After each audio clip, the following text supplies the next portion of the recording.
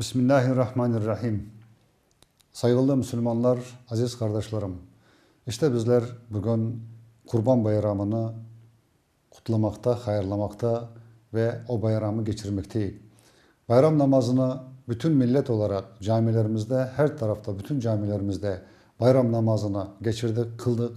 Allah kabul makbul eylesin kıldığımız namazlarımızı ve geleceklere gene bir yere kavuşmak ve topluca bir namaz, bayram kılmak, bayram namazını kılmak Allah bizlere nasip eylesin.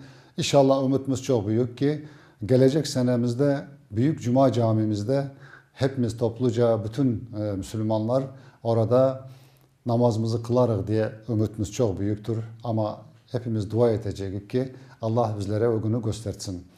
Aziz kardeşlerim, Kurban Bayramı ve kurban çalmanın bizler için esasına ta İbrahim Aleyhisselam'dan bugünümüze kadar gelen bir bizim dini bir merasimimizdir.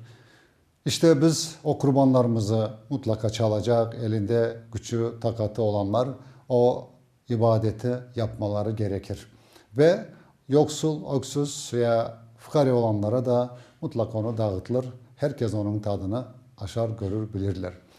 Aziz kardeşlerim, saygılı Müslümanlar, bayram bizim için muhabbet, birleşmek, sevişmek, birbirimizi affetmek, birbirimizi bağışlamak demektir.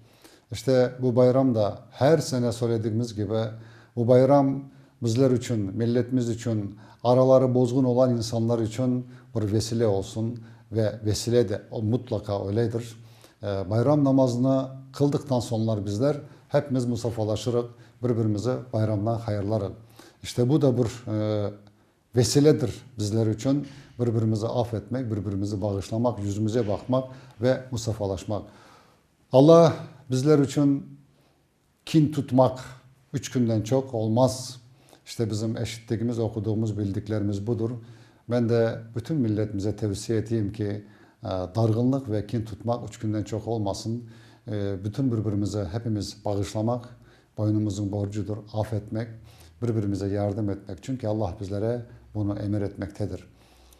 Saygılı vatandaşlar, bizler hepimiz kudreti, vakti, takatı, gücü yerinde olan insanlar, kendilerinin evlatlarına, ballarına, büyüklerine bahşişler alırlar.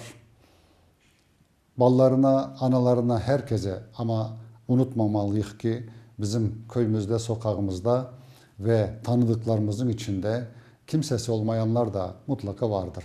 İşte onları da unutmayacağız. Onlara da gelip onların kapısını açıp bayram şerif mübarek olsun diye ellerini alayık. Onların da gönülleri hoş olsun ki beni unutmadılar diye. Anası olmayan, babası olmayan evlatlarımız vardır. Onları da unutmayalım. Çünkü kendi ballarımıza o hediyeleri aldığımızda onlara da mutlaka alayık, onları da sevindireyik. Allah hepimizden razı olsun.